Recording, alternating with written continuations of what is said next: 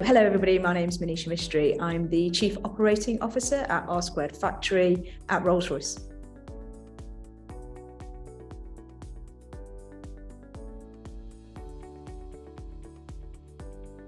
The advantages for a diverse workforce speaks within itself. A lot of the time, the challenges most people face is about thinking outside of the norms of what they do. And the only way to get that is to really make sure that the people who are in that conversation are new, different, or bring life experiences that allow you to think about the problems at hand in a very, very different way. And that diversity is big and broad and open to all. And I think it's important that you make sure that it is inclusive. It's not just diverse.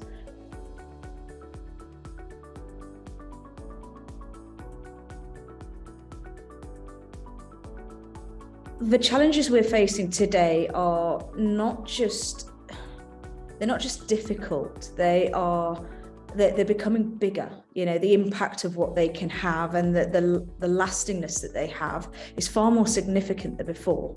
And so because of that, you need to make sure that when you're thinking about both the problem at hand and what might materialize further down the line, that you're being as broad in that thinking as you can. And I think what I've noticed is a lot of these things cross boundaries now. They're not just contained within one industry, one domain, one speciality or professionalism. And for that reason, you don't want to have the same thinkers. You need to make sure that you've got a universal thought process that happens, that can impart knowledge or feel confident going to seek that knowledge. And that's why it's important to have both that inclusion that allows you to go out and make sure people feel welcomed coming in, but that diversity of thought that makes sure it's challenged thinking. It's not just sheep or sheep dip thinking.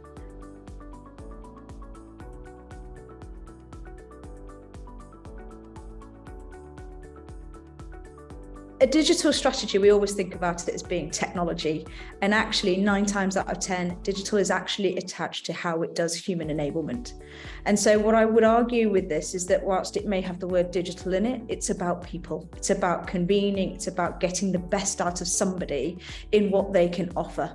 And that's why diversity and inclusion is so important, because actually what you want to do is ensure that you're considering for the 1%. You're making sure that that space is open to so many that there's very few who feel like they are ruled out or unable to be able to operate in that space. That's when digital really comes to life, because you know you're able to deliver it for all rather than a select few.